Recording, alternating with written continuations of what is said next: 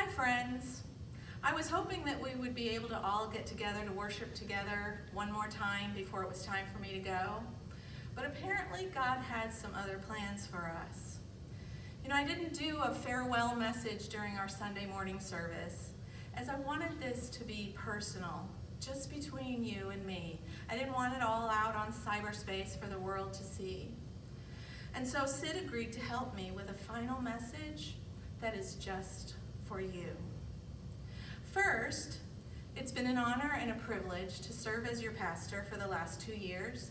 Sometimes it feels like just yesterday that I came here, and sometimes it feels like I've been here my whole entire life. I think that some really good relationships and friendships have been made, and I hope that my service to you and your church has been helpful and meaningful for you. Secondly, know that any decisions that I have made while I have been here have been made out of my love for the church and my love for you. For instance, closing the church and taking our time on reopening, even though it's been super hard. These are the healthiest and most beneficial decisions that we could make for you, even if it means that I don't get to worship with you before I leave.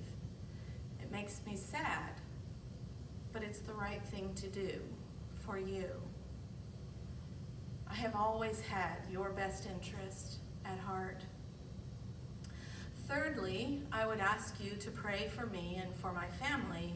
My plans to go to Texas have been a little bit derailed by this pandemic, and I'm not sure when I'm going to get to go now.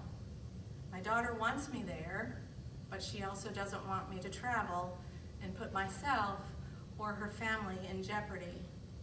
I want to be there when the baby comes, but I may not be able to. And that's another thing that makes me sad. It's a very sad thought, and it's really hard to accept, but it may be the best for all considered. So I ask for you to keep our family in your prayers.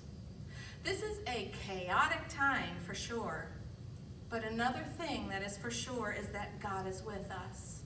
Thank God that we don't have to travel this crazy road alone. Bob and I have sold our home in Valrico, and we've moved into a condo at Largo. This will make life so much easier for Bob while I'm over in Texas. Plus, it's only 4 miles from Patrick and Shauna and Alana's house, and we're really excited about that. They get to keep an eye on Bob for me, and he gets to spend more time with them, and it'll be closer when I get to come and visit. So we're very excited about this move. Now, since I won't be leaving right away, Pastor Rick and I have decided to continue doing our Wednesday night live services. Now, Pastor Rick is moving to Keystone United Methodist Church in Odessa. It's about 30 minutes from where our Largo home is. Now, we may find that we might need to take a little bit of a break while we're both moving, although we're trying to make some arrangements. In fact, last night we did a Zoom meeting worship service. And we're going to be posting it on Keystone United Methodist Facebook page. We'll send you the information about that later. It'll probably be cross-posted on my own personal page, although I'm not sure how that works. You know me, technology, we don't mix very well. And I'm going to continue the True Story of the World Bible Study because I want to finish it, and I hope that you would like to finish it with me too. So I'll be posting every day on the Facebook page that I originally created for this purpose. Feel free to join in there.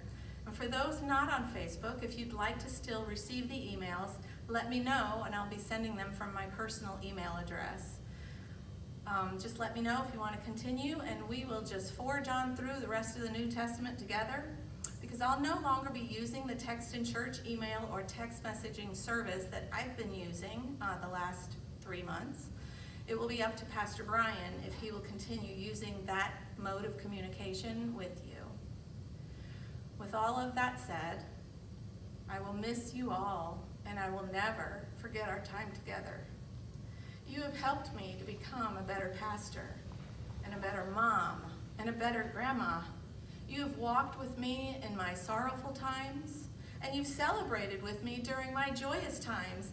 How could we ever forget our so-called St. Patrick's Day youth fundraiser surprise birthday party for my 60th birthday? I still don't know how I didn't figure that one out.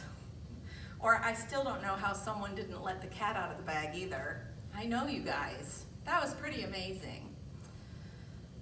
I hope that I get to see you on Sunday for the drive-by. I won't be able to blow you kisses, but I will be able to give you an air hug or an air high five, whichever is your preference, and I look forward to seeing you then. Now we're going to end our time together right now with just a small token of appreciation to you for these last 2 years. Sid and I want to leave you now with one final benediction.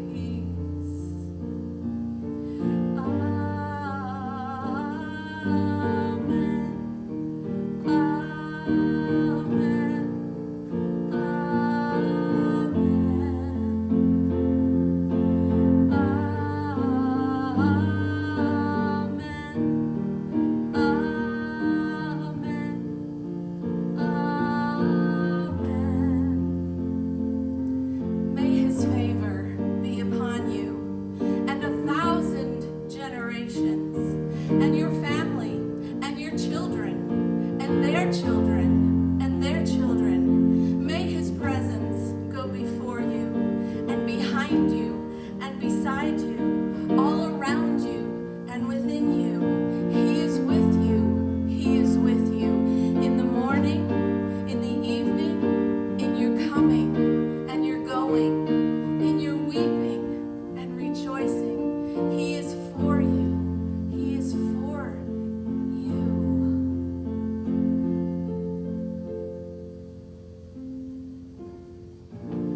The Lord bless you and keep you.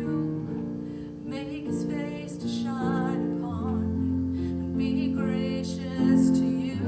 The Lord turn his face toward you and give you peace. Amen.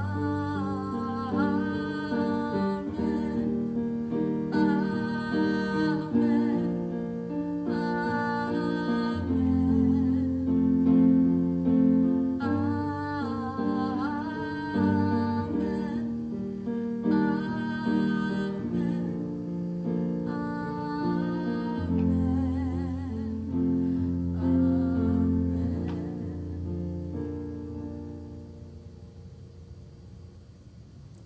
God loves you, and so do I. Thanks be to God.